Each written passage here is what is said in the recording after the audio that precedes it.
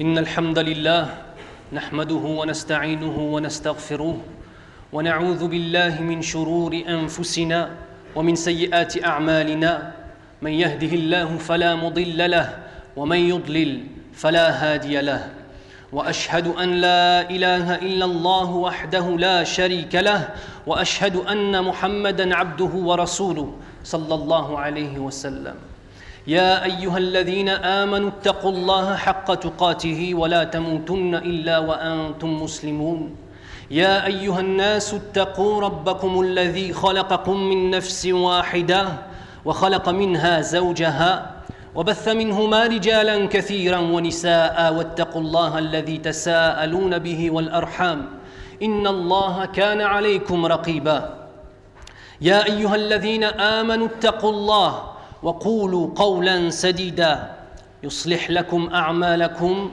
ويغفر لكم ذنوبكم ومن يطع الله ورسوله فقد فاز فوزا عظيما فإن أصدق الحديث كتاب الله وخير الهدي هدي محمد صلى الله عليه وسلم وشر الأمور محدثاتها وكل محدثة بدعة وكل بدعة ضلالة وكل ضلالة في النار ثم أما بعد.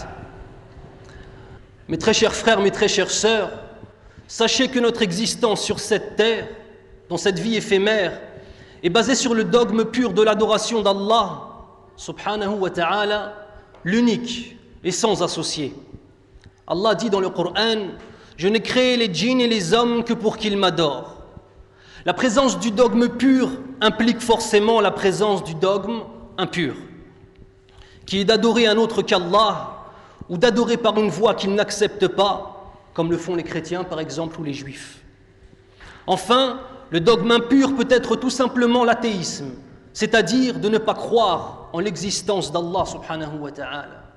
Nous sommes donc entre deux choix de vie et nous assistons chaque jour que Allah nous donne à vivre à une guerre entre ces deux voies, une guerre entre le bien et le mal, au sein même de nos poitrines. Soyons clairs, soit l'homme suit les prophètes, sallallahu alayhi wa sallam, soit il suit Iblis, la'natullahi alayhi. La voie droite est claire et explicitement définie par la parole d'Allah, le Coran, ainsi que par celle de son prophète, sallallahu alayhi wa sallam, par le biais de sa sunna pure.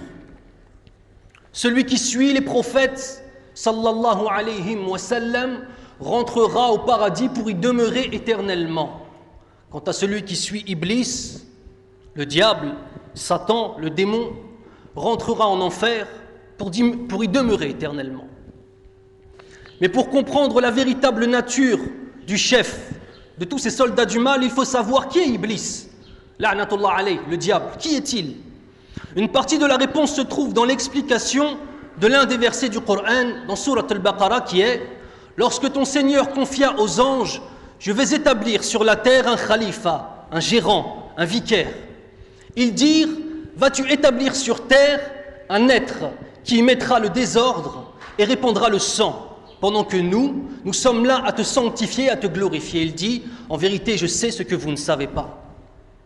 Une question, comment les anges pouvaient-ils accuser l'homme de répandre le désordre et le sang avant même qu'il ait fait quoi que ce soit pouvant amener à penser qu'il aurait une telle attitude? Ibn Abbas radiallahu anhu nous apporte l'explication. Il nous répond que les premières créatures qui peuplèrent la terre furent les djinns, et ils y répandèrent le désordre et le sang en s'entretuant.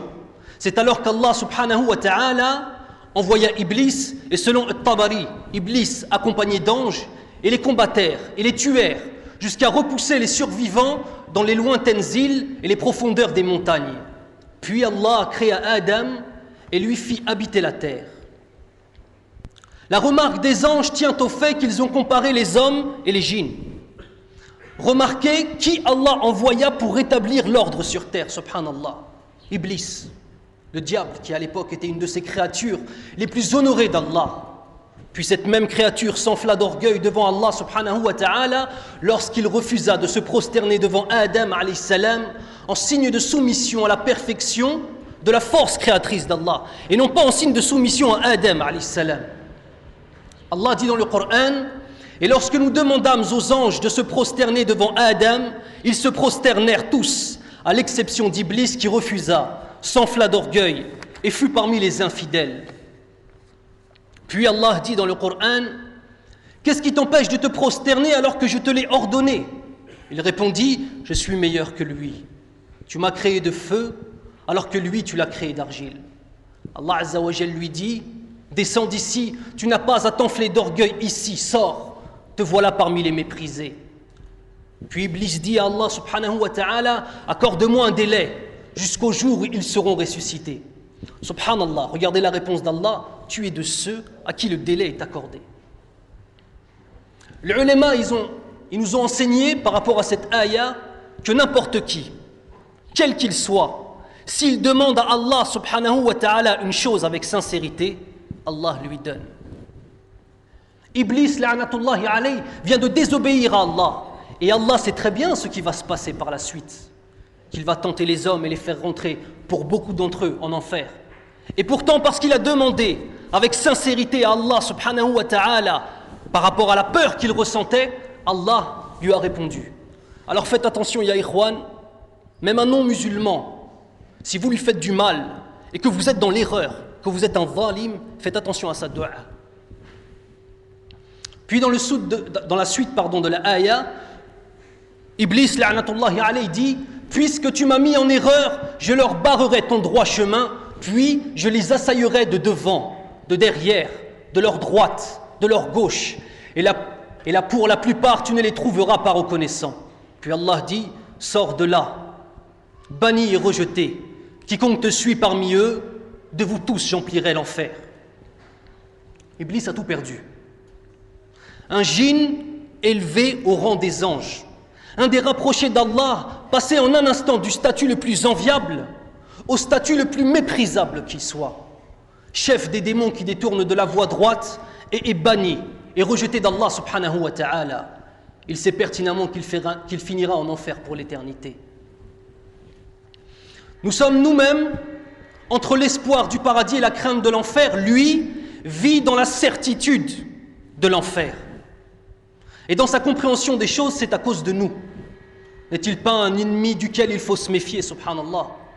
Il connaît l'homme de fond en comble. Il connaît les voies de la piété, car il a été dans son existence plus pieux que nous-mêmes, nous ne le serons jamais. Il connaît les voies de l'égarement pour les avoir empruntées. Et quel égarement, subhanallah! Désobéir à Allah subhanahu wa ta'ala en étant entouré de ses anges au milieu de son paradis, subhanallah. Quel âge a-t-il? Il a connu et tenté tous les hommes et toutes les femmes depuis Adam alayhi salam jusqu'à nos jours. Imaginez-vous l'expérience qu'il a, subhanallah. Et comment il peut facilement se jouer de nous. Il nous assaille de tous côtés lorsque nous sommes éveillés, même lors de notre sommeil. Il sait que l'homme oublie et ne pense qu'à l'immédiat, au confort de cette vie éphémère et au confort de son propre corps. N'est-il pas un ennemi redoutable, Il a perdu les communautés d'avant nous en réussissant à pervertir leurs savants qui ont falsifié les Écritures. Et il réussit encore aujourd'hui, jusque dans nos adorations, à faire en sorte qu'elles soient entachées de shirk, d'association à Allah, ou de bid'a, d'innovation, et que par cela, elles ne soient pas acceptées. Et sachez qu'Iblis n'est pas le maître de l'enfer comme le prétendent les chrétiens. Mais il est la créature qui subira le pire des châtiments, accompagné de ses soldats et de ceux qu'il a égarés. Et ce ne sont pas ces démons qui feront subir aux gens les plus douloureux supplices, mais des anges terribles, soumis à Allah subhanahu wa ta'ala, sans un atome de pitié pour ceux qui ont mécru et ceux qui ont désobéi. Ils exécutent ses ordres, quels qu'ils soient. Nous ne sommes donc pas en présence de deux forces égales. Souvent, par rapport à ce qu'on a vu à la télévision dans notre enfance, à ce qu'on a appris à l'école, on a tendance à considérer que nous avons d'une part le bien, d'autre part le mal représenté par Allah et le mal représenté par le diable, et que ce sont deux forces plus ou moins égales qui se combattent. Ce n'est pas comme ça. Nous ne sommes donc pas en présence de deux forces égales, d'un côté Allah et de l'autre Iblis, la'natullahi alayhi, mais bel et bien face à une seule force absolue et une seule voie claire, de laquelle tentent désespérément de nous détourner une créature maudite qui sait qu'il n'a aucune prise sur nous si nous suivons Allah subhanahu wa ta'ala. Allah Azza wa Jal dit dans le Coran, et c'est Shaitan qui parle, il dit: Seigneur, parce que tu m'as induit en erreur, eh bien je leur enjoliverai la vie sur terre et les égarerai tous, à l'exception parmi eux, de qui? De tes serviteurs élus. Allah dit: voici une voie droite qui mène vers moi.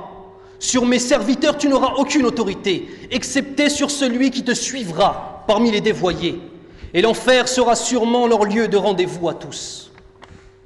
بارك الله لي ولكم في القرآن الكريم ونفعني الله وإياكم بما فيه من الآيات والذكر الحكيم أقول قولي هذا وأستغفر الله لي ولكم وهو الغفور الرحيم أعوذ بالله من الشيطان الرجيم بسم الله الرحمن الرحيم والصلاة والسلام على أشرف الأنبياء والمرسلين نبينا محمد وعلى آله وأصحابه أجمعين ثم أما بعد وليتم الكلام عن حالة الإنسان مع الشيطان انظروا يا أيها المسلمون إلى موقف إبليس يوم القيامة أمام الله يقول الله سبحانه وتعالى وقال الشيطان لما قضي الأمر إن الله وعدكم وعد الحق ووعدتكم فأخلفتكم وما كان لي عليكم من سلطان إلا أن دعوتكم فاستجبتم لي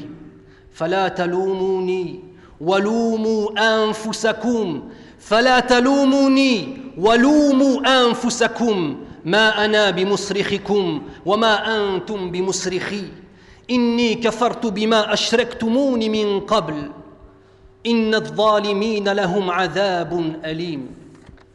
Afin de terminer ce sermon, qui est la première partie, qui se passera en 2 fois, Inch'Allah. La suite sera vendredi prochain, Inch'Allah Ta'ala, sur le thème les différentes voies que prend Shaitan afin de nous égarer, afin de nous éloigner de la voie droite, Inch'Allah Ta'ala. Nous allons tout simplement lire ce présent inestimable que nous a fait Allah Subhanahu wa Ta'ala en décrivant dans le Coran ce que dira le diable, Iblis, Shaitan, la'natullahi alayhi, lors du jour du jugement, le jour où ni mensonge, ni dissimulation, ni retard ne sera toléré. Allah dit dans le Coran, et quand tout sera accompli, le diable dira: certes, Allah vous avez fait une promesse de vérité, tandis que moi, je vous ai fait une promesse que je n'ai pas tenue. Je n'avais aucune autorité sur vous, si ce n'est que je vous ai appelé et que vous m'avez répondu. Ne me faites donc pas de reproches, mais faites-en à vous-même. Je ne vous suis d'aucun secours et vous ne m'êtes d'aucun secours. Je vous renie de m'avoir jadis associé à Allah. Certes, un châtiment douloureux attend les injustes. Regardez ce verset, subhanallah. Que diriez-vous d'une personne à qui on dit: si tu restes en compagnie de telle autre personne, d'ici 5 ou 6 jours, cette personne va te voler, va te tuer, va enlever tes enfants, va te prendre tous tes biens. Si tu restes avec lui, je te le dis, ça va se passer. Et que tu aies la certitude que ça va se passer. Celui qui restera en compagnie de cette personne et qui, bien évidemment, à qui cela arrivera, est-il à plaindre? Honnêtement. Celui maintenant qui va rester avec cette personne-là pendant tous ces jours, en sachant pertinemment ce qu'il va t'arriver, est-ce que cette personne-là est une personne que l'on peut qualifier d'intelligente? Est-ce que cette personne-là est une personne qui a une conscience supérieure à celle d'un animal? Wallahi la. Ce verset, autrement dit, est: Allah vous dit la vérité, et moi, je vous ai menti, et moi, je vous mens. Je vous mens lorsque je vous dis qu'il est simple de prendre de l'argent haram. Je vous mens lorsque je vous dis que ce n'est pas la peine de venir faire la prière à la mosquée. Je vous mens lorsque je vous incite à aller faire le haram avec les femmes ou autre chose. Je vous mens lorsque je viens et que je vous fais croire que cette vie va durer éternellement et que la mort viendra dans très longtemps. Allah vous a dit la vérité et moi, je vous mens. Je vous ai appelé sans vous forcer Et vous m'avez répondu. Est-ce que l'un d'entre nous a déjà subi de la part d'un djinn, sauf cas exceptionnel bien sûr, une force qui vient, qui te prend et qui t'empêche d'aller à la mosquée? Une force qui vient, qui te prend et qui te force à aller avec une femme qui n'est pas ta femme dans le mariage. Est-ce que c'est déjà arrivé que quelqu'un vienne mettre une arme sur votre tempe et vous force à faire le haram, ou bien alors Shaitan vous a appelé, Shaitan nous a appelés, et malheureusement nous avons répondu. Ne me reprochez rien, vous êtes les seuls responsables. Nous allons tous subir l'enfer, et la puissance entière et parfaite est à Allah. Et moi, je n'ai rien. Je vous ai invité à venir. Et Yawm al-Qiyamah, la puissance entière appartient à Allah. Mais regardez mes frères, Allah nous le dit dès maintenant. On le sait dès maintenant. Ce ne sera pas une surprise pour nous, Yawm al-Qiyamah. Le seul endroit d'être adoré, c'est Allah subhanahu wa ta'ala. Et toutes vos adorations, je les renie, car je n'y ai pas droit. Même Shaitan sait qui est Allah. Et Allah de finir, un châtiment douloureux attend les injustes. Injustes envers le droit d'Allah subhanahu wa ta'ala d'être adorés seuls, et injustes envers eux-mêmes par leur stupidité indescriptible d'avoir suivi le plus grand des menteurs, tout en sachant qu'il est le plus grand des menteurs et qu'il les trahira. Inna Allah wa malaikatahu yusalluna ala an-nabi ya ayyuhalladhina amanu sallu alayhi wa sallimu taslima. من صلى علي الصلاة صلى الله عليه بها عشرا اللهم صل على محمد وعلى آل محمد كما صليت على إبراهيم وعلى آل إبراهيم وبارك على محمد وعلى آل محمد كما باركت على إبراهيم وعلى آل إبراهيم في العالمين إنك حميد مجيد.